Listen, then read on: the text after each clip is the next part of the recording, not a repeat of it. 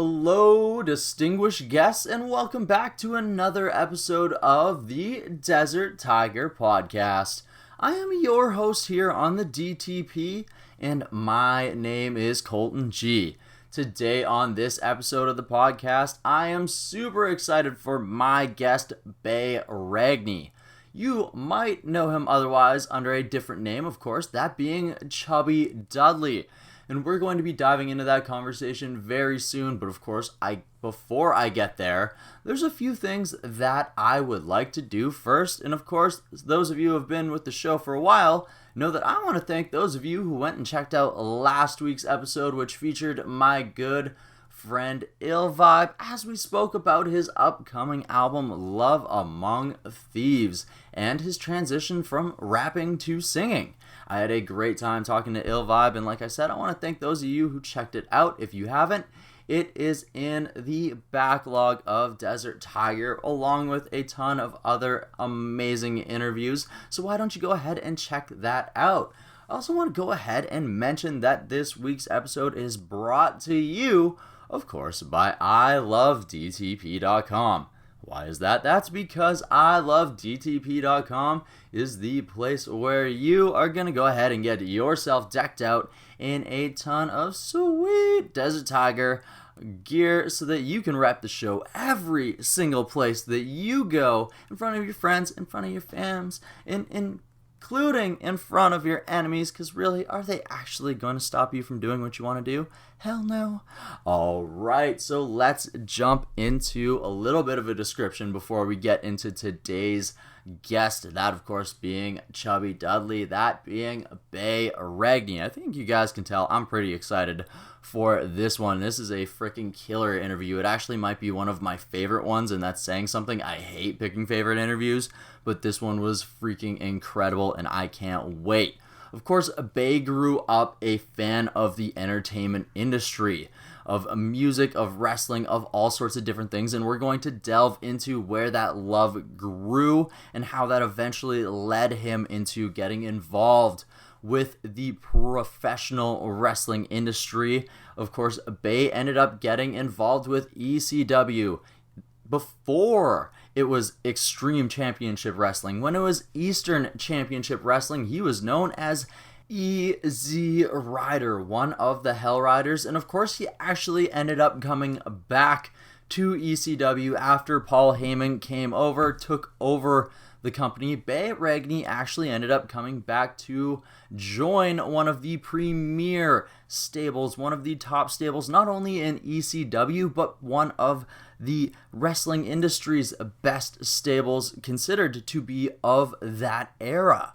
He joined the Dudley family as Chubby Dudley, and we're going to be diving into that too. What was his experiences with Eastern Championship Wrestling and Extreme Championship Wrestling? What was it like being a member of the Dudley family as ECW was breaking out into major markets, as things were changing? And of course, he actually ended up retiring from the pro wrestling industry in 2002, so we're going to ask him how that ended up winding down from that moment. Of course, Bay also ended up starting his own little podcast radio station, kind of like what we got going on here with Desert Tiger, except his has been going for way longer. It's been going for about 7 years now, hundreds of episodes, incredible interviews, and he has actually won awards for his work in the city of Baltimore as a radio host and personality.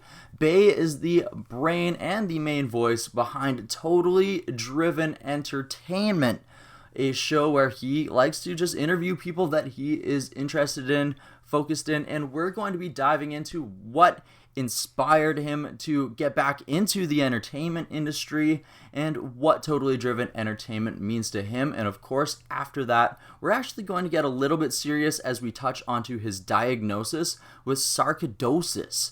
Many of you may not know what that is, but it's actually the disease that ended up affecting NFL Hall of Famer Reggie White and comedian Bernie Mac, so it's actually something that can be very serious.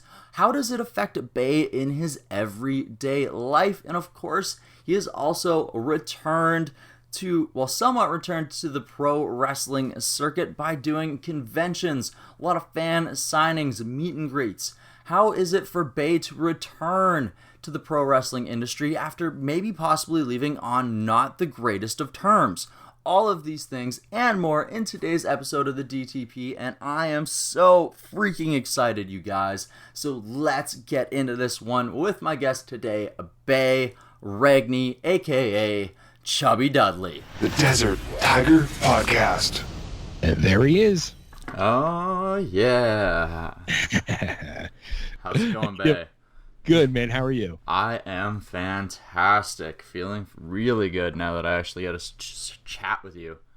Awesome. That's what I like to hear. I like to hear it as well. I like to hear the enthusiasm on the other end. Yeah, it's a beautiful thing, man.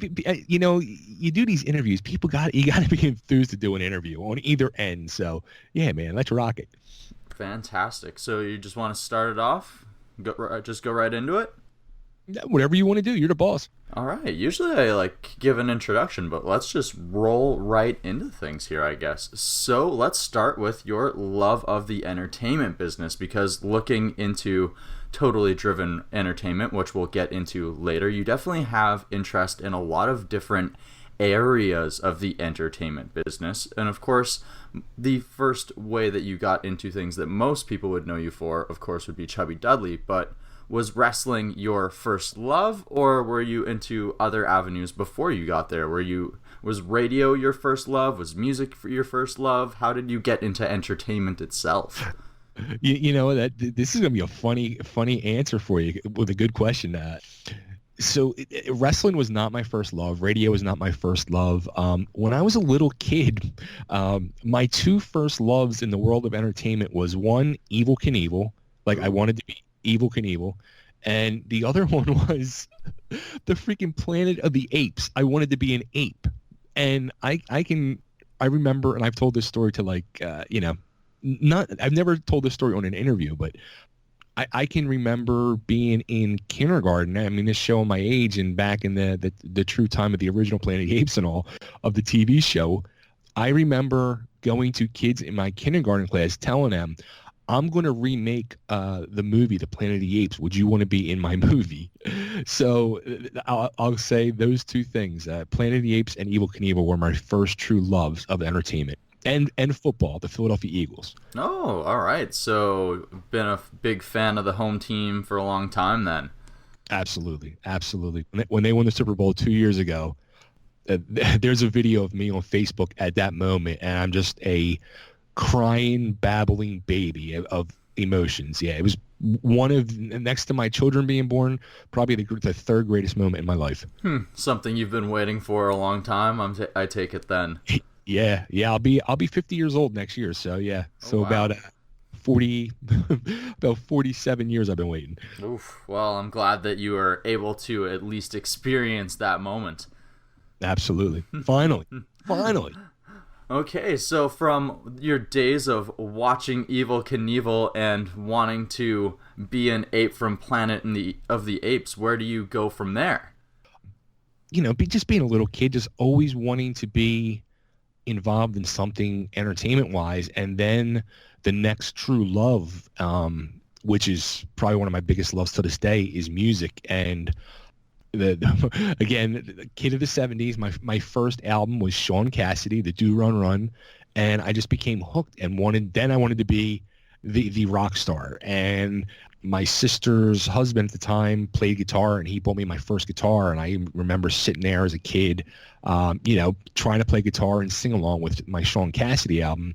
And then fast forward probably a year later, my cousin bought me my first Kiss album, and forget it, that truly just changed my life. And it's kind of scary too, because my cousin who bought me that album he literally just passed away last week, and his services were yesterday, and I was asked to give the eulogy, and I was telling the story of how he gave me that first album. And it not only did it change my life, my mom probably, if she was alive, she would probably say ruined my life as well. But music, as a teenager, I started, was really getting serious about guitar, putting bands together in high school. And that was like my big thing. It was my big goal, and what I wanted to do was really be a guitarist and a musician in a band. But at the time of the the 80s and the whole hair band explosion, we'll say that whole era of music that I truly love, I was always the fat kid, always a fat guy, like always overweight. And no matter how much I really tried to lose weight, I just was never in my nature. And I always thought to myself, like, you don't see fat rock stars. So I knew, like, the cards were already stacked against me. Not that I was even a good musician, but I didn't have to look for it either. My second love at the time, starting through the mid 80s, became pro wrestling.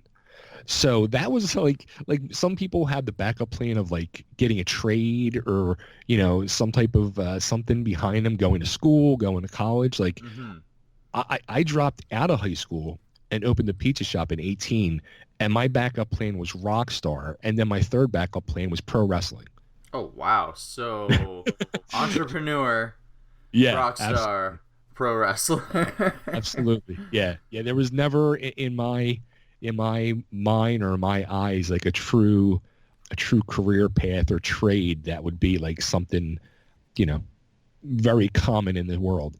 Well, either way, if pizza had worked out, would have been a successful business owner and had either one of the other two options panned out, things would have went well either way too, and one of them did pan out in a way as well. So at what point did you actually end up becoming a fan of pro wrestling? Can you remember a specific moment that you were introduced to it, or like a match that really caught you?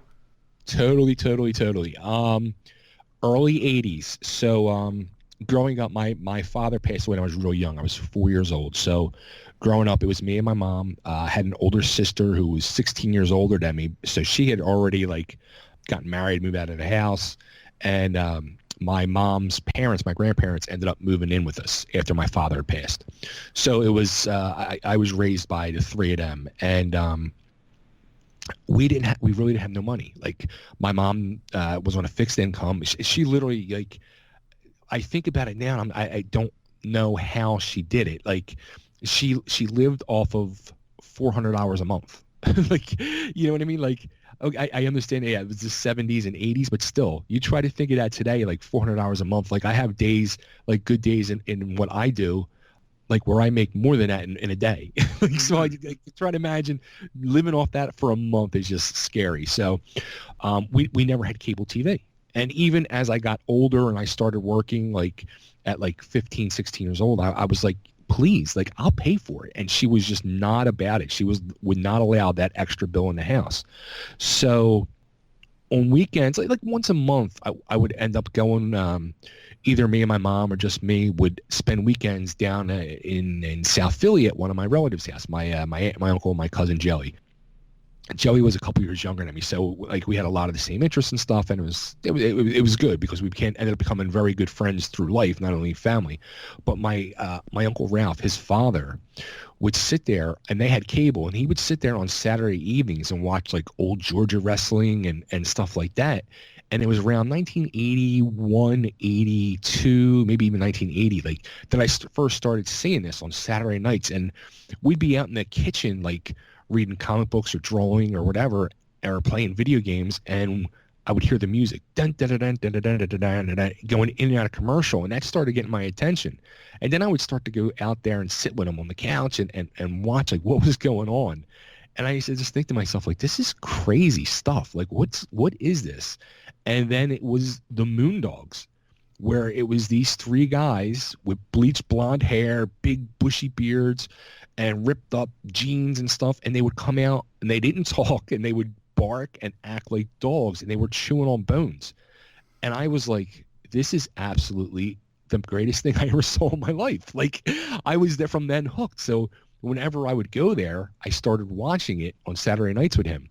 And then I discovered, wow, WWF at the time, or WWF, was on Saturday mornings on normal TV. So I started watching it myself, and then I would, go down there and we'd compare notes and stuff like that. And then it was funny because years later when I got involved with wrestling, like I would bring like videotapes of my matches to sit and watch with him. And he used to just sit with me in utter amazement. And he would just say, Bay, you can't tell me this is fake. You can't. He's like, this is completely real. And I'm like, Uncle Ralph, it's no, it's fake. He's like, no. He refused to believe. Like, even all those years later, I mean, the poor guy, he passed away in his 70s. But I mean, I don't know how long he was a fan for, but probably, even if I say if he was a fan for 40, 50 years, there was no telling him wrestling was not fake. Yeah, so even when you're showing him your matches, he's still like, no, man, that guy's pummeling you. Like, where are your bruises? Come on. Yeah, refused to believe. It was great. It was great. Oh, that's amazing. Oh, that is fantastic. So at what point did you decide that you actually wanted to pursue the business and make the switch from going full out towards music to actually getting into wrestling school? Because it actually takes a plunge, especially at that point in time in the industry, to get inside of it. So what was that moment like for you? What did it take? You know what? It was 1990, and I kind of, I really was seeing the writing on the wall with the music business and really coming to grips with, like I said, but the whole weight thing and stuff like that. And I saw there was really starting to be like a change in the music business where I saw like it was the oversaturation of it. And I can just feel that it was going to die out soon. Like it wasn't going to be forever. At the time, my sister's fiance, he was working for a local township, and one of the guys that worked for the township with him was a local pro wrestler. So he had me, I met up with this guy one night, and he told me all about the wrestling school that he was involved with, and how much it would cost, and who I needed to talk to, and he gave me the number of the promoter, which ended up being Joel Goodhart, who was running the TWA at the time, the Tri-State Wrestling Alliance, which was the precursor to ECW. And I went up to Joel's wrestling school. Me and actually, I think 4 of my friends, we all went and tried out. And he accepted us and said, here's the deal, and here's what you got to pay, and here's how you have to pay it. And, it was the middle. It was probably right around this time. It probably was in July of 1990. And then, I had to come up with $1,000 for the down payment. And I was like, crap, like, where am I going to get $1,000 at? And I ended up selling all my music equipment and got the money. So I got $1,000 to put down, and I started wrestling school that September. I think the date was like September 20th, 1990. Wow, you can remember it straight down to the date. Pretty much, yeah. It was truly, I became like my whole like obsession with music truly switched over to pro wrestling at that point. Like I really, like when I get involved with things, like I get so tunnel visioned with stuff, and I just get pretty much kind of obsessed because I know you got to be in it and go for it. And especially at that time where I was really younger and I really didn't have nothing holding me back, I was really able to go for it at that point. Fair. So once you jump into the training, what was your initial response to the business once you actually hit the ropes, once you actually take your first couple bumps? So here was the whole thing. So I didn't even think I was going to make it past the tryout because the one of the biggest moves in wrestling is being able to do a front flip. And I could not do that front flip. Like I never did a tumble salt in my life. I never flipped forward in my life. And at that point, I'm 20 years old. And I was scared to freaking death to do it. Like it just, it was a total mind over matter thing. And the promoter Joel and the teachers, my teacher Larry Winters, my original teachers Larry Winters and Ron Shaw, they were like, look, we can help you try to get there, but they're like, it's going to have to be you. It's got to come from you to do this flip. Like we can tell you'll get everything else down. That's not going to be the problem. Getting this flip down is the number one obstacle. And it was hell. It was torture. It became like such a thing that was so focused on because they would make me stand there for 2 hours trying to flip. and they'd be in my face, hollering and screaming at me, calling me a pussy, calling me every name in the book. The promoter's wife at the time, she would get in the ring. She had nothing to do with wrestling, and she would do it. And they'd be like, look, a girl can do it, and you can't do it. Like, they would rip me to shreds. Like, I would walk out of there, like, so mentally beat down, and I just couldn't do it. And then it would, like, you know, we would just go along with learning all the other stuff, and I was able to do everything. And, like, if somebody was there to guide me, like, do a hip toss or take me over for a suplex, I was good. But doing it by myself, I could just not do. Fast forward, we're now 6 months into the training, and it got to the point where, like, you know, I could pretty much go and do a match, but they told me, like, we're not going to allow you to work a match until you can do that flip. I was like, oh, man. So at that point, Stevie Richards ends up starting wrestling school. And me and him became very good friends, and we would end up going there during the day, me and him, and one of the guys we became very close friends with, who's one of my best friends to this day, Jimmy Giannetti. And we would go there during the day and train, and we would go back at night and train. And, like, they were, like, helping me so much to try to do this, and I just could not do it. And then one night, I ended up snapping my ankle in wrestling school. So now I'm out for 6 months because I'm in a cast. And I had to come back from that. And then I came back, and they honestly said, we didn't expect you to come back. And I came back and started all over. And then they were to the point where, like, you know what? Like, you can go. Like, you can do this stuff. If somebody's there, you can do the flip. We'll give you the match. I'm like, cool, let's do it. So we figured out the gimmick, and it was going to be, my original gimmick was a biker gimmick, and they tagged me up with a guy, Pat. He was HD Rider. I was Easy Rider. We were known as the Hell Riders. We were all set to debut for Tri-State Wrestling Alliance February of '92. And 3 weeks before my debut, Joel Goodhart announces on his radio show that Tri-State Wrestling Alliance is no more. Out of business, broke, closed up shop. We are done. Hasta la vista. And Joel disconnects his phones, and this is before cell phones and all that stuff. Disconnects phones and just goes into hiding, and nobody hears from him again. So we were all kind of like, what the hell is going on? Well, one of the main backers of the Tri-State Wrestling Alliance was Todd Gordon. So the phones start ringing, and there's an emergency meeting called with Bob Ortiz, who was ECW ring announcer, Todd Gordon, a bunch of the boys and all. We all get together and sit down, and Todd tells us, I'm gonna restart this.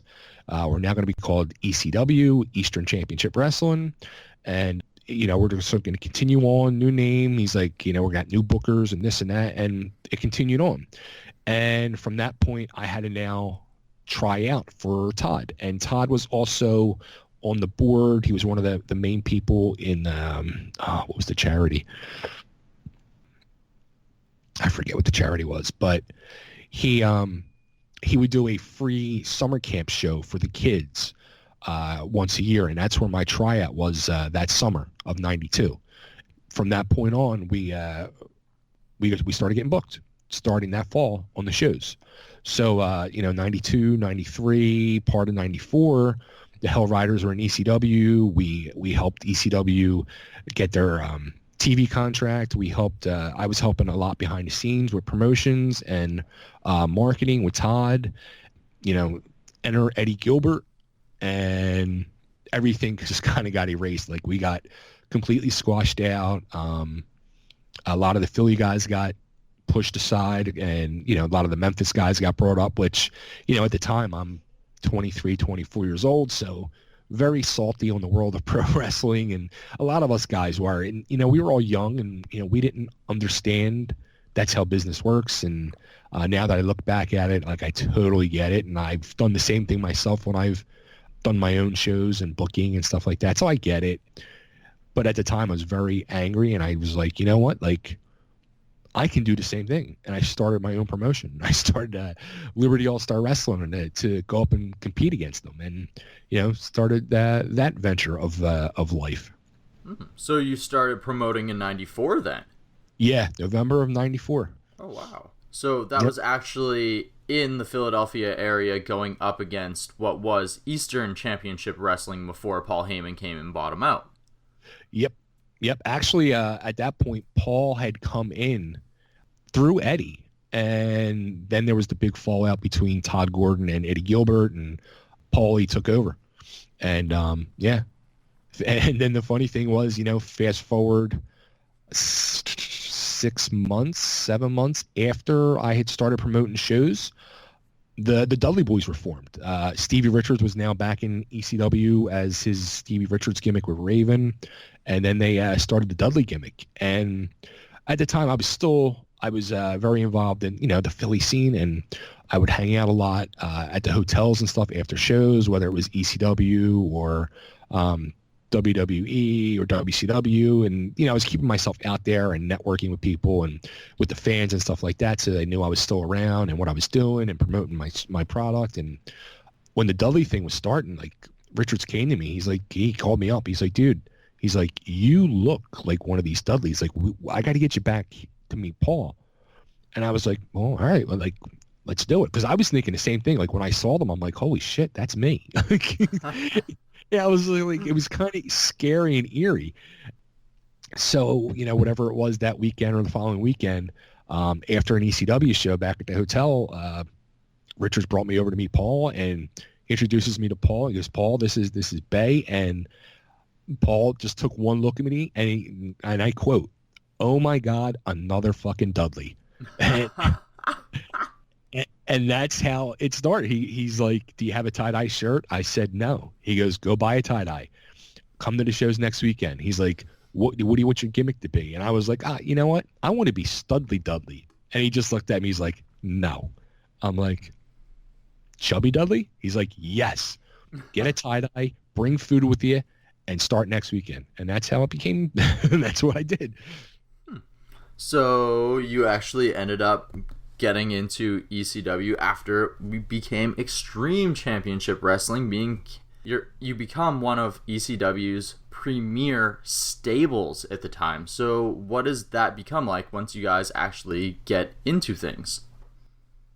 It was really so weird because before that, my first run in ECW, it was so different because it was so more local based, and we had like our local fan base, and it was really like small time.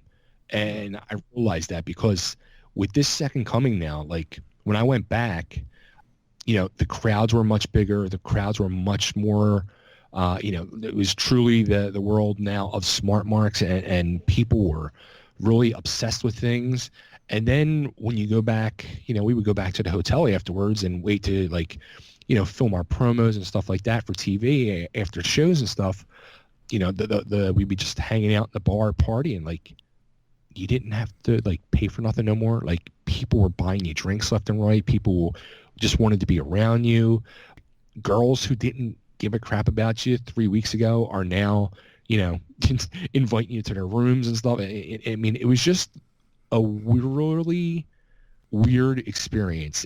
You go from something to nothing, or nothing from something, I should say, in a matter of hours. And it's just a weird roller coaster ride. And, now that I had like a taste of that, and I see, or I've experienced that, and you see like people who, they get a level of success and stardom, and you see their fall from grace, or their, they unravel. Like, I totally get it, because it's a scary ride, man. Like, people just end up treating you, they put you on that pedestal, and they just want to do for you and give you and just please you. And it's just a weird thing that can really emotionally screw with somebody big time. And when you don't have that no more, it's even more of a messes on your mind. It's a weird ride, man. It really is. So yeah,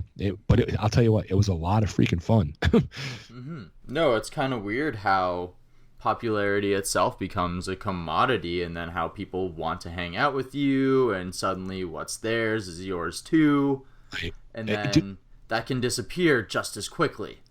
Like it was, I'm telling you, it was so weird. So that was like 95 when I went back to ECW, and I was still my day job. I'm delivering pizzas. Like, so I'm still in the pizza business, and I would go to people's houses to deliver their pizza, and like kids or people that were, wrestling fans, like all of a sudden they open their door and they're looking at me and they're like, aren't you? I'm like, yeah. And like they would be totally freaked out. Like next thing you know, they're like making me autograph pizza boxes, or, I'd be walking through the local mall shopping or whatever, and people would stop me. It was really weird. Like it was something like I always wanted, but it was on such a small level compared to like, a WWE or whatever it was. But in the Philadelphia area, it was so huge, and you would get stopped all the time. It was just weird. It was very weird. And then especially after those shows, like those people, they truly treated us like kings and queens and put us on pedestals, and like anything we wanted was ours. And like it was a total, sex, drugs, and rock and roll lifestyle. It really was. And it was to the extreme. Not only were we all to the extreme inside the ring, but outside the ring too. And, Paul would even tell us like before the shows, I don't care what you guys do, that's on you. Go have a good time, go, whatever. But when you're stepping foot in my ring, or when it's time for us to shoot promos for TV or whatever, you better not be fucked up. You better be able to perform the way I want you to, or you're out the door. Okay, so he made sure that you guys were at least in the headspace to make sure that the show was good, that you guys put on a product that at least made the fans happy, and then at least from there, the world was yours. Yep, pretty much. All right, so you're getting onto TV, you're a part of ECW when it's finally starting to blow up, but like you mentioned earlier, as Chubby Dudley, you're pretty much just coming to the ring, you're eating food, you're an accessory to the group. You're not really getting in ring, you're not really actually performing your craft. So where's your mind at with that at the time? Dude, that's such a good question. Like, so the whole Chubby Dudley gimmick was probably the greatest thing that happened to me in wrestling, and the worst thing that happened to me in wrestling as well. Because on the one hand, I was part of the Dudleys. I was part of ECW. I was part of wrestling history. I was part of a magical time in pro wrestling. I made amazing friends. I met amazing people who, either I looked up to, respected, idolized in the business, and to this day I still do. I was part of history. Bottom line, I was part of wrestling history. On the flip side, I wasn't, like you said, I wasn't able to really show my craft. I wasn't able to do nothing. I was just part of the sideshow, and I wanted to do more. And I felt too at the time, and I've said this in a lot of interviews, and I actually reconnected with Devon Dudley a month ago, and I told him this too, and we had a long talk when we first reconnected for like over an hour, and I told him, I said, dude, when you came in, when Bubba came in right before you, I said, I thought you guys were both so green. I said, I had a little bit more experience than you guys, and I felt I could definitely work a better match. So I was pissed off. I was really mad and pissed off that I was kind of just getting pushed aside. Go out there, be part of the sideshow. Go and take a chair shot. Go through a table. Take a super bomb. Take this move. Take that move. And I'm taking all this stuff and getting whacked and beat to shit. And I'm not, you know what I mean? Like, okay, at the end of the night, like I'm having a good time. I'm reaping the rewards. Like a star afterwards, but in the long run, I'm not.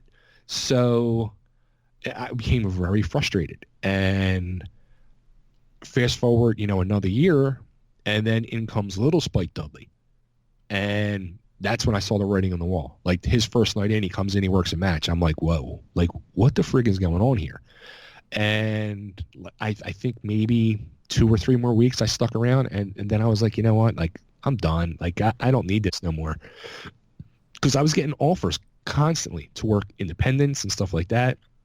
I'm like, I'll just go work the indie scene. That's all, and that's what my plan was. So I was like, I decided, to walk away from ECW. I was, I regret it. And I became angry again at the business afterwards. But I realized again later, as I a few years later, I even realized it, that Bubba and Devon were much better suited. And I saw the writing on the wall, or I saw, the writing on the wall, that they had the much more potential to go a lot further in the business than I ever did or ever would.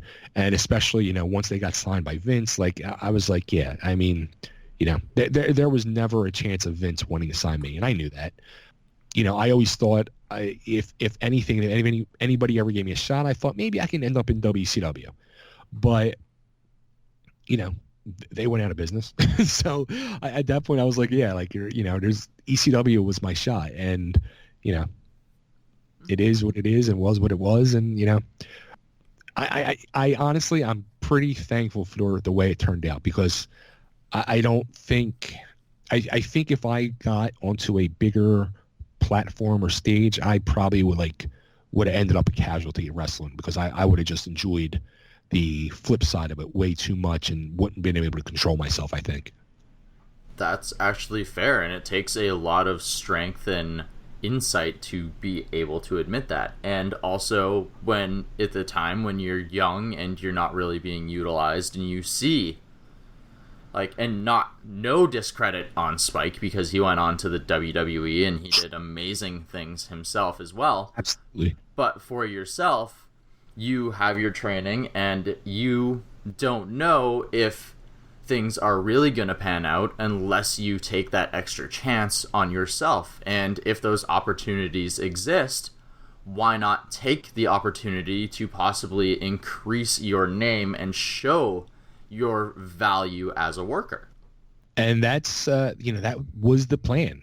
And it literally took, I think, 2 weeks of doing bookings as Chubby Dudley, and then my phone rang, and it was Taz.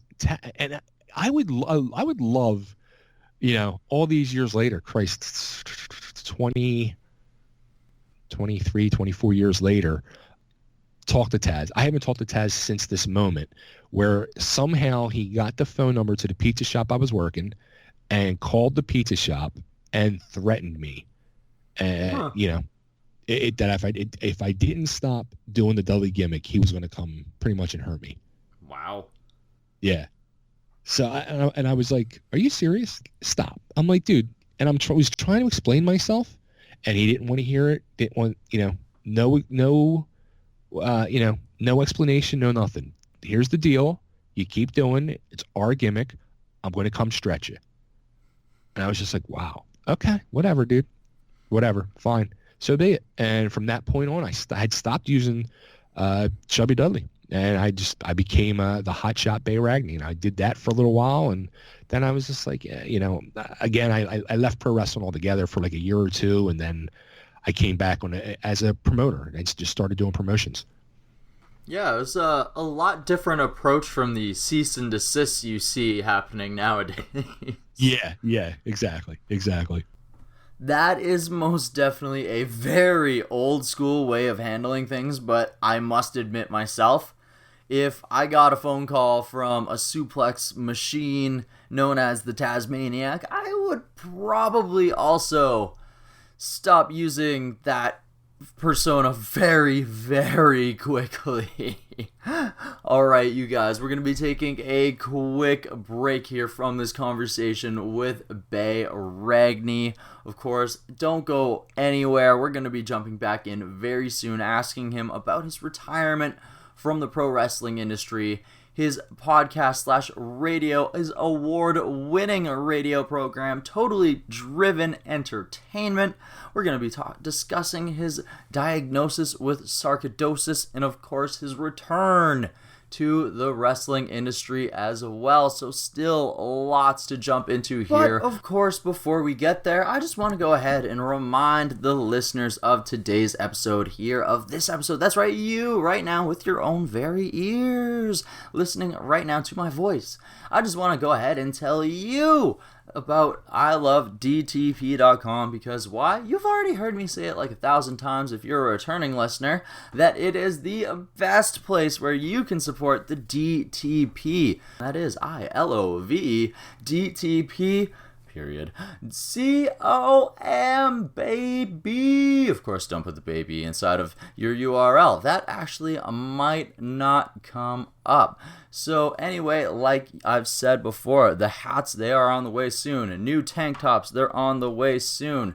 New cute designs with a friggin' cartoon tiger and a freaking sand castle on the way soon. So many cool things. Wristbands, new stickers, all sorts of stuff, pins.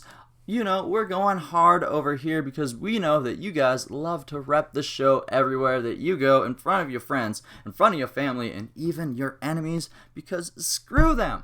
What are they going to do? What are they going to do? Absolutely nothing. They can't stop you. They can't stop you. Just like the man Bay Ragni can't be stopped, baby. He is working on some positivity, but of course, there's a road to get to that positive moment. He's feeling positive now, and we're going to discuss what it took to get there. So let's get back into this conversation. All right, now, before somebody comes and hits me with a chair. The Desert Tiger Podcast. Why did you end up taking a small break? Was it just because you were sour from the business? Was it for other reasons? Sour from the business, was getting married, becoming a father, and I was just like, I just gotta focus on that right now and worry about that. I can't worry about, pro wrestling, and because at that point, I'm closing in on my late 20s now. It's like, I'm not going to end up going anywhere at that point, I felt, and it was just going to be a fun hobby, and I felt, honestly, I'd be able to make a bigger splash as a promoter / booker. Okay, so, and then you actually did end up making a small comeback as a booker after ECW ends up having its fallout, after it ends up getting sold out, after WCW ends up going out. What was the decision to promote again like, and how long did that last for? Yeah, so I did Liberty All-Star Wrestling again. We had done like some sporadic shows through my ECW time, and after ECW, and then at that point I was just like, you know what?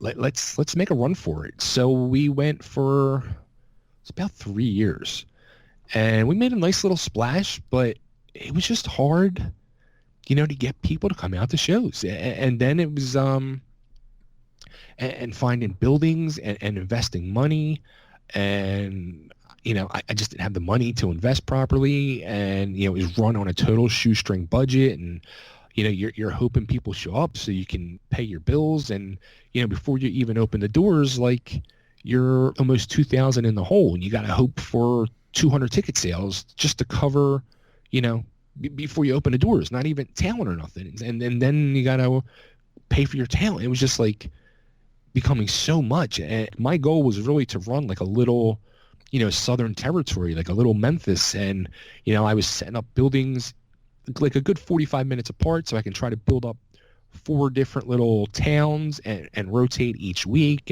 and was just busting my ass trying to do all this, and it just didn't work. People weren't coming out. Like, we had a small dedicated following, and we would get to these bigger buildings, and nobody would show, and you'd have to bring in bigger names to try to fill it, and then your budgets are $5,000-$6,000 a show, and you're like, I had to stop. I literally stopped paying my bills to pay for these wrestling shows, and it finally got to the point where the electric company was at my door shutting my electric off, and I was like, you know what? I'm done. This is it. I almost lost everything. So, I mean, I had to borrow money to get my electric turned back on. I was like, from here on out, like, I'm done. Like, I walked away from wrestling. That was April of 2002. And I pretty much walked away for the last 16 years. I just got back involved last year. So that was the moment you actually decided to retire fully. Pretty much. Like at that point, I was just like, I didn't even, and I really didn't even start watching wrestling again until last year. Like, and not even that I really watch it consistently right now, but I wouldn't even think about turning it on. I mean, it was literally known as the Antichrist in my house because it had done and wreaked so much havoc, on my life and my family. So it was something that was really kind of kept away from to keep to keep me sane, I'll say.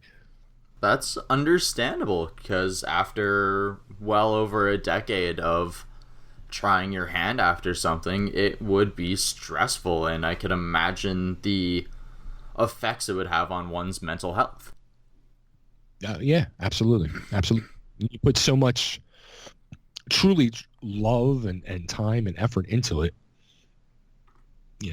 to end up,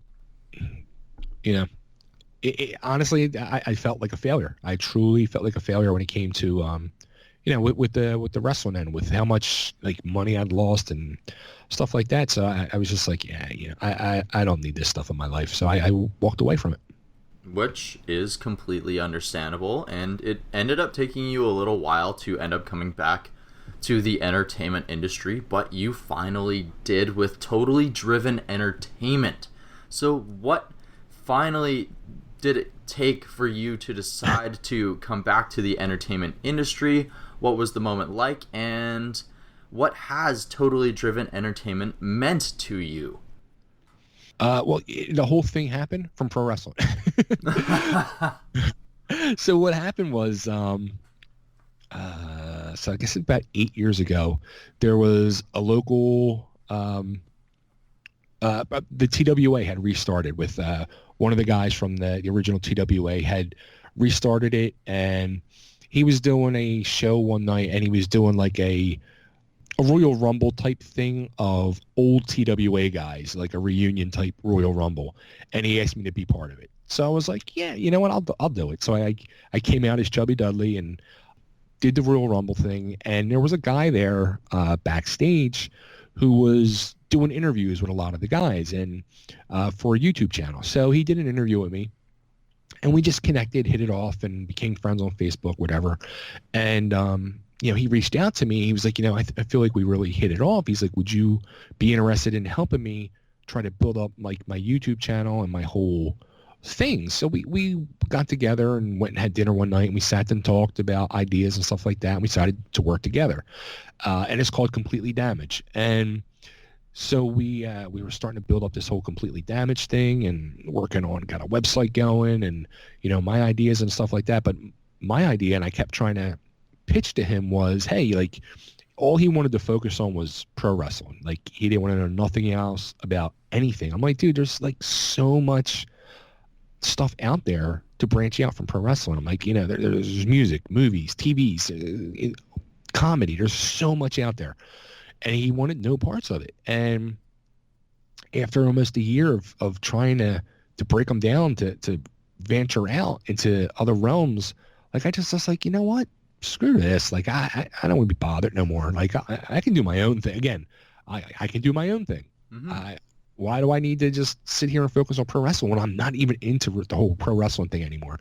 Like, let me try something else. So his name, Completely Damaged. I was like, you know what? I need to come up with something like positive. Like, I was, I suffer from depression very bad, and I'm like, I need something positive. I need a positive spin on it. And the thing that just kept coming in my head was totally driven. You got to be totally driven to, succeed in any form of entertainment. You got to be positive and dedicated. And it just kept coming to me. And I kept trying to think of something different, and I couldn't. So that formed Totally Driven Entertainment. And we started with just a website. And then I had somebody came to me and offered to do a podcast. And we started with an hour podcast every Thursday. And then we went to 2 hours, and now we do 3 hours, and it's going to be this October will be 7 years. We've closed in on 330 live shows, and I've done another 170 pre-tape shows, and and we cover exactly what I want to cover. everything. Like we don't limit it. Like we cover, we do cover wrestling. Very small, but we cover wrestling. We cover music. We cover TV, movies, comedy, authors, anybody with that I have interest in the world of entertainment, or that has an interesting story that's going to intrigue me.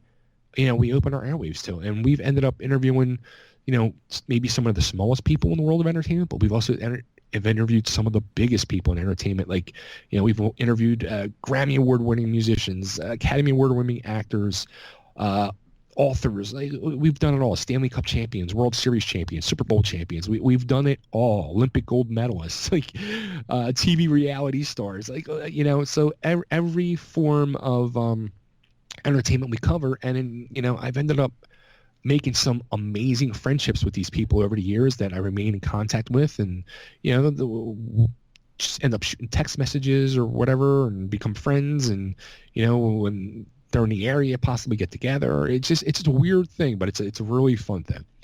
Oh, without a doubt. It actually definitely sounds what I'm trying to build Desert Tiger into, with where you're trying to reach out into different avenues, because why only focus on one different area when there's so many different intriguing and inspiring individuals doing so many different things in so many different areas. And of course, there's so many different styles of guests. So I want to ask you, has there been any guests that maybe surprised you, where you ended up like walking in, coming out with a certain expectation or thinking the interview was going to go one way, and then at the end of the interview, you just ended up coming out amazed because things went out in a completely different direction, but it was incredible? Honestly, so many of them. There's so many of them I do where, and I'll tell you this, like a lot of times I go into interviews with people like I'm not kind of possibly interested in, where I'm like, all right, I ended up working with a lot of different PR people that I've made connections with over the year. And I work with like 50, 60 different PR people, where either, I'm emailing them once a month with my openings, or they email me daily, can you do this interview? Can you do this interview? And a lot of times, like, and I even say to them jokingly, like, all right, I don't really want to do it, like, but I'll take one for the team, like, to help you out. When you get somebody down the line who I really want, you make sure I'm on that list, and, blah, blah, blah, blah. And there's a lot of times I've gone into interviews like that, and I've been totally blown away, and, have amazing interviews and just hit it off with people. And they end up being some of the best interviews. They really do. It's kind of weird and scary, but yeah, it's totally like that. And I've had a few where I've walked into and I had no idea they were wrestling fans. And that's even weirder, when people do their homework on you as the interviewer, and they start pulling out questions on you like they know who you are. It's kind of freaky and not expecting it. But I've had that happen maybe like a dozen times, where people were big wrestling fans, and those people really there's one guy from a band who we've become friends with, and this was an interview from like 3-4 months ago, and he's always like, he posts on my Facebook wall, he's like, dude, I am in a total fangirl moment at the time, and it's just kind of funny. I'm like, dude, stop, like, it's just like, just stop, please. But it's cool, man. But on the flip side, it's also like, I had a business meeting the other night with my cousin. My cousin's in the process of opening here in the Philadelphia area 3 locations of hatchet throwing / escape room places. It's called Camp Adventureland, and we're trying to think of a way to, work together to market Totally Driven Entertainment and Camp Adventureland together. And we're trying to think of ideas. And the one thing that I was saying to him is, it's so hard to market Totally Driven Entertainment because we're so multifaceted, where we have so many different directions, where if we were just focused on pro wrestling, it's so much easier just to focus on a pro wrestling audience and easier to market and network to, where each week my show changes, and each show I do, I have a different guest. So trying to find the mark, it's a very hard thing, but it's a lot funner that way, I think. I think so too, because you, rather than getting stuck in a niche, you get a whole varied pool of experience, and it makes for a lot more different conversation. It makes things more refreshing. Absolutely. Look, I mean, bottom line was, my number one, like I've been a huge Howard Stern fan, since I was in high school. Since he came to the Philadelphia area, I was like 17, 18 years old. I've always loved Howard, and let's face it, he's the best interview in the business. And I've wanted to like make my show kind of like what his modern show is, where it's more interviews and more talk of personal life. And that's what me and my co-host Nick Wilkinson, that's what we do, where it's, we spend a portion each week of talking about stuff in our personal life, talking about stuff that we're into entertainment wise. We'll do some music countdowns, but then we'll put in like 1 or 2 interviews a week.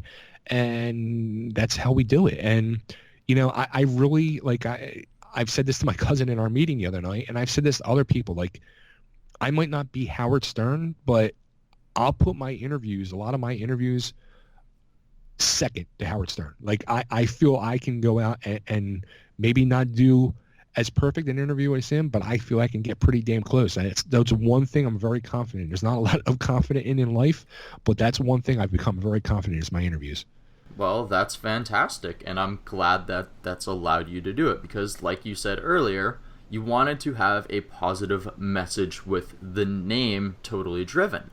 So something I want to know, has the Totally Driven entertainment, has that allowed you to pick yourself up out of certain moods, and has that helped you allow you to move through things? Ooh, good question. Yes and no. Yes and no. Like, there's been times, absolutely, but I can also tell you too, there's been times in this 7-year course where, my depression has struck me really bad. There was a time, I think it was like 3 summers ago, like I was going through a real bad spot, and I canceled a month of shows and just disconnect. Like, I was just had to disconnect from everything. Like, I just couldn't do it. I was in such a bad place depression wise, and just really just down and in a like black cloud. Like, I just couldn't shake it, and no matter what I tried to do. And then something finally pulled me out of it. But I mean, it's still like, every day, like I go through my emotions. Like, I had a moment like that last week where, my cousin passed away last Tuesday night, and I'm there at the hospital with him. And we've been very, very close, especially over the last 10 years. He was became literally my big brother.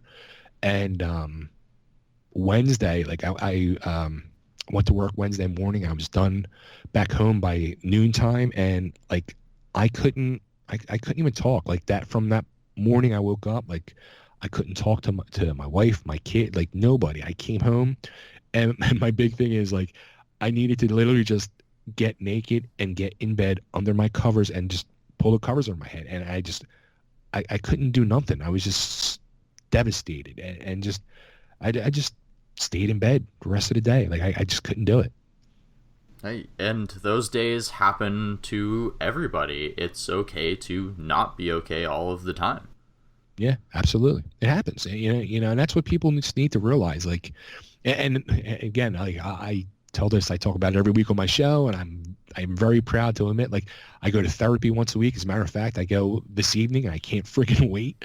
I walk out of there every week feeling so much better, and I've learned so much about myself and learned about my life and situations, and it's opened my eyes to so much.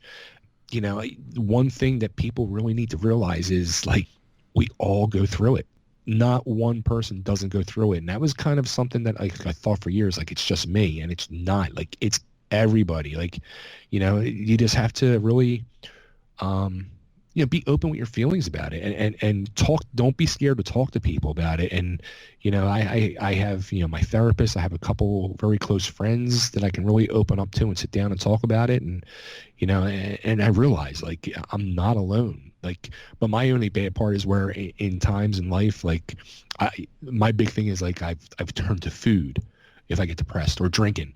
Like yesterday was my cousin's services, and I was sitting there and I started pounding beers, and I'm talking to a couple of my other cousins, and we've all had weight problems, and they come over and they're like, "Oh, you guys get ice cream," and I'm thinking to myself like, I'm like currently on the like I don't want ice cream, but I look like the lady and I'm like, "Does it come with chocolate syrup?" She was like, "Absolutely." I said, "Well, I want my fucking ice cream then," and I'm eating it, and I turn to my one cousin and I'm just like, I am so anger eating this right now, like I could feel it, like it was just pounding a beer with ice cream. I'm just like, what am I doing? Like, so yeah, you get caught up in the moments, and you just gotta really realize that and open your eyes to things and be more aware. And I say fuck it a lot to things in life, and I've literally learned not to say fuck it.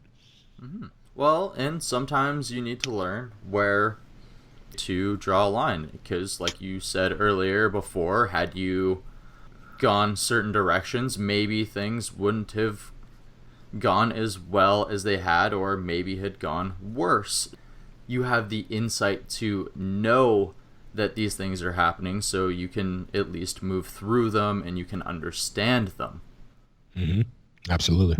Okay, so you've actually made a return to the wrestling industry in a way recently by making your way back to some conventions, some conferences, some different ways. So what is it like to finally return to the stage as Chubby Dudley? You know what? It's perfect. It really is. So late last, or maybe it was late last summer, my original business partner in Liberty All-Star Wrestling had restarted Liberty All-Star Wrestling the year previously. And he came to me and he asked me to become part of his commentary team. And I was just like, nope, no thank you, no parts of it, nope, I don't want to be involved. No, I'm not even coming to the shows, no. And I hadn't been. And he just kept calling and texting and begging, and he was like, I'm here's the team I want to put you together with. And and that person like started calling and texting me, and I've known that person since they were a small child, and their father was my original ring announcer. And I was just like, oh my God, you're killing me. And then finally, like, I just gave in, because I did not have confidence in me doing commentary. I'd never done commentary before, but I had confidence in who my original partner was meant to be, Richie, because I'd known the work he had done with other things. So I felt confident to, be the sidekick, one-liner guy next to him as he was calling up the action. So we did the first show and had a blast. And I was like, this was a lot of fun. Like, I was totally happy I did it. And then, it's from putting it out there that I was kind of back in the world of pro wrestling. Like, all of a sudden, like, people started hitting me up to do conventions and other shows. And I was like, whoa, like, what's going on here? And they were offering like really good money. I'm like, whoa, all right. So yeah, I'll take it. I'll take the bookings. And I love doing, these conventions, because first off, it's like a reunion. Like, you get to see old people, old friends that you haven't seen in a while. So they become like almost like a family reunion. And then you get to meet the fans who are just amazing. Like, they have, amazing questions and just want to hang out and talk to you. And I'm all about it, man. Like, I'm all about meeting people and, answering their questions. And, I don't pull no punches. I'll tell honestly, just like I've told you today, like, honest answers on my thoughts and feelings of, what was going on at the time, what I felt at the time, and what I feel now. And yeah, it's I'm very thankful to be in a role to do this now, do it this way. Like, I don't want to step foot back in a ring. So I'm very happy to, do commentary. I'm very happy to do conventions. I actually have a booking next month down in West Virginia at the end of the month where I'm managing somebody. I think, I don't even know. That's all I was told. I'll be managing somebody. And I've been booked on it for 6 months. And so I'm waiting to hear my final call of duty for this show, but it'll be a good time. Oh, that's awesome. Like you said, from family reunions, like you had earlier with your brother Devon, to meeting the fans, to just being able to involve yourself in the industry. So like you said, you're willing to manage, you're willing to do other things, but the in-ring career is done.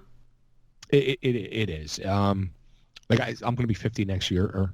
I found out just about 2.5 years ago, I have this weird, rare autoimmune disease called sarcoidosis, which affects basically my whole body. It affects my lungs. And for the first year and a half that we found out I had it, like I was on all these different medicines to try to treat it, and it's uncurable, and it affects everybody different. But in the way it was affecting me, it was just complete. My body was just completely riddled with pain, very hard to walk or move, problems breathing, and it was just like I couldn't do nothing. Like getting off my couch was like the hardest chore of the day. And getting out of bed, I mean, you're just completely fatigued and worn down. And about a year ago, my doctor came to me. He said, look, he's like, in the Philadelphia area, he treats the most people with this disease. I think he's got like 497 patients or whatever. So he said to me, so like there's this drug, he's like an experimental drug for it that, I'm using to treat some patients, and it seems to be working. Would you be interested in trying it? He's like, but it's an injection. Cool. Like I said, no, like I can't inject myself. He's like, well, you can either come to our office or we can teach your wife how to do it. I said, and then I was like, well, I think she might enjoy that too much. But anyway, she does it for me, and it's supposed to be once a week. And we started out once a week, and it's like been a miracle cure. Like I feel amazing, and I feel so much better. And I actually went and saw him for my 3-month checkup a couple weeks ago, and he's like, if you told me you were the same guy that was in my office from a year ago, you never would know, because it got to the point where I literally thought I was on my way out. Like I thought I was going to die. It was that bad. Oh, wow.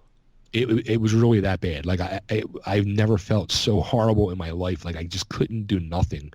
To where now I'm literally 2 months ago, I really I've been feeling so good. I was like, you know what? It's time to really change my life for the better, health wise. So I started eating a lot better. I joined the gym. I go to a gym now, and now I'm going 7 days a week, to where 4th of July. I think it was 4th of July. Like I did the treadmill for 70 minutes and did 4 miles. Like, oh man. Yeah, so I'm intertwining weights and stuff, and I'm starting to work with weights again. So I have no desire to want to get back in the ring and work matches or anything, but now I just want to get healthy and lose weight and be able to move and function and live a much better quality of life for myself and my family. So that's kind of like my goal right now. So, but on the wrestling point, I'm happy I'll do conventions every freaking weekend and have a blast. So people, or even some type of shows in some way, but not stepping foot in the ring. Okay, so even though you have sarcoidosis, which unfortunately is a disease that a lot of people maybe have not heard of, you're still tackling it with the best mindset possible, with staying in shape, eating properly, and everything else, making sure that you can stay around and create as many memories with your wife and your daughter as you possibly can. Yeah, it's, the whole sarcoidosis thing, and that's what it is. Like, nobody knows what it is. Like, when they came to me, what happened was, I was having all these bad back issues, and I'm not a person to go to a doctor, and the pain was going on for almost 6 weeks, and it was just so bad that I couldn't take it one night, and I broke down and went to the hospital. It was that bad. And they started running tests on me and, CAT scans and stuff like that. And they're like, you need to follow up with your primary physician. And that's what I did. And he sent me for more tests, and he calls me up. It was literally a Friday at almost 5:00. And he's like, I'm looking at your CAT scans and your MRIs and stuff like that. He's like, I don't know how to tell you this, but I think you might have cancer. I'm like, what? I'm like, what are you talking about? He's like, your lymph nodes are all, he's like, they're huge. He's like, they're all large. I'm like, so what's that mean? Like, he's like, you might have cancer. Well, what do I got to do? He's like, well, you need to go get tested. He's like, I'm going to set you up for next week. You couldn't have called me Monday and told me this? Now you tell me on a Friday I got to sit here all weekend and wait? Like, Right? are you out of here? Yeah, I was freaking out. And that's how both my parents died, was cancer. So I'm like a freaking basket case. Yeah, so they sent me, I meet with this doctor, and they're like, yeah, we got to do this biopsy. We got to take a lymph node out of your neck. We'll do a biopsy of it, and we'll figure out, it's either going to be cancer, lymphoma, or sarcoidosis. So, and at that point, I was just like, whoa, what the hell's that? And they're like, well, sarcoidosis, that's what Bernie Mac died from. I'm like, well, that don't sound good. Well, like, still serious then. Yeah, exactly. I'm like, this is not like the booby prize here I'm getting. So that's what they did. They did the biopsy, and they called me a few days later, and they said it's sarcoidosis. So I'm like, now what? And then as, you start researching and finding out more things about it, I'm like, well, this, like, it just answered so many questions on how I felt the last couple years. Like, I like, okay, well, now I know. Now what do we do? And, until we found this, experimental injection, man, like, I was down and out. Like, I'm very thankful every day that I open my eyes and get out of bed. I mean, because I feel amazing. So this last year truly has been a change of pace for you. Oh my God. Night and day. I probably wouldn't even agree to start doing anything in wrestling at all if I felt like I did, 6 months beforehand. Oh, I wouldn't have blamed you based on the way that you're describing it. I mean, just to be able to travel to go to shows alone. Yeah, no. I mean, it was like a struggle just to walk from my car into my house every day. Like, it was that bad. Well, I am very glad that this experimental treatment came out and was brought forward to you. Me too. All right, so before I ask you my last question of the day, where can the Desert Tiger Podcast listeners go to find out more about Bay Ragni? Sorry. Did it again. There you go. Sorry, so everybody can look for me all over Facebook, Instagram, and Twitter. Just type in Bay Ragni or Chubby Dudley or Totally Driven Entertainment or Totally Driven Radio. Give me a like, love, follow. You can message me on Facebook or wherever. Like, I answer everybody's questions, messages, whatever. So, yeah, always available. So hit me up. That includes you, man. Hit me up. Awesome. Fantastic. I definitely will. So now that your children have had some time to grow and now that you're getting back into the business, do your children actually understand and appreciate the time that you spent in the industry? Do they appreciate the wrestling industry? And just where is their feelings towards you and your time in the business? Yeah, that's funny because they didn't really understand it until recently, and they neither of them were really wrestling fans. In the past, 9 months that I've been back involved, my older daughter, who's 21, she's been starting to become a wrestling fan, and she's really into New Japan Pro Wrestling because both of my daughters are both into the world of anime and video games and stuff like that. So she's really into the whole New Japan style of wrestling. So we've been watching a lot of wrestling here and there together, and she had been asking, she works at a local library, and one of the girls she works with is a big wrestling fan, and she had mentioned, oh, my father was Chubby Dudley, and the girl was freaking the frig out. So and was saying to my daughter, she's like, have you ever watched any of the ECW stuff? And my daughter's never seen none of it. So my daughter came to me. She's just telling me how this girl was freaking out. She's like, I want to watch some of this ECW stuff with you. I'm like, all right. So I ended up getting the network. And the first thing we watched together was November to Remember 95. Oh, wow. And we watched it, and she literally turned to me afterwards and she said, you guys were fucking nuts.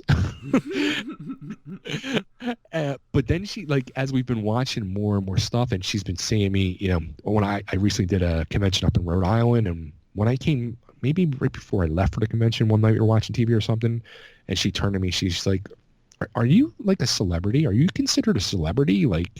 She's like, I've been starting to Google your name, and like, do you know, like, you have a Wikipedia page? Do you know you're on IMDb? Do you know this? Do you know that? And I'm just like Ray, like her name's Rita. I'm like, Ray, like, I'm your dad. Like, I'm not a celebrity. I'm like, you don't see TMZ following me around. You don't see all this crazy stuff. I said, do people stop me from time to time? Yes. You know, I've started taking her to wrestling shows and people stopping at pictures with us and stuff like that. And, you know, says she's kind of getting a kick out of it. My younger daughter, who's 15, she really, you know, she could kind of, I think, care less. She gets a kick out of some of the stuff, but she's not really into it like the older one. Oh, well, hopefully the older one can teach her at some point and be like, hey, do you realize just who your father is, right? I'm sure it's just a teenager phase.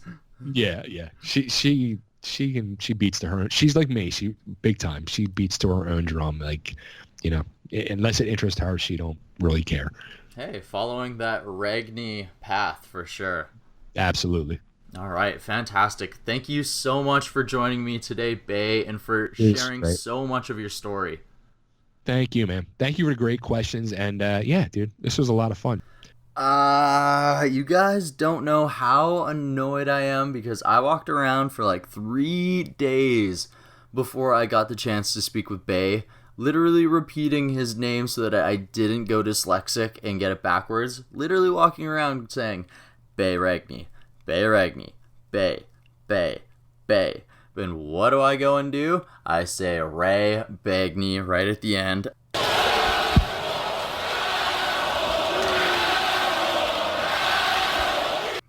And maybe I deserve that, but it's okay. Mistakes get happened, dropping the ball happens, and man, it doesn't always mean that it's going to be the end of the game. It all just depends on how much time is left on the clock and what you are willing to try and do with it.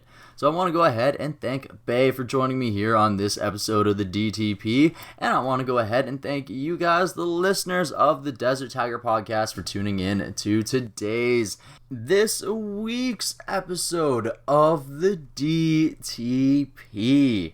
Alright, you guys, if you haven't gone ahead and subscribed to Desert Tiger yet, what are you waiting for? Maybe you want to go ahead and hit the subscribe or play button on whatever service you happen to be listening on right now. If you have been around for a while, maybe you enjoy the show enough to rate or review the show on iTunes, Apple Podcasts, or Stitcher. Maybe you liked this episode so much that you want to go ahead and share it on your social media, you know, your Facebook page, your Instagram stories.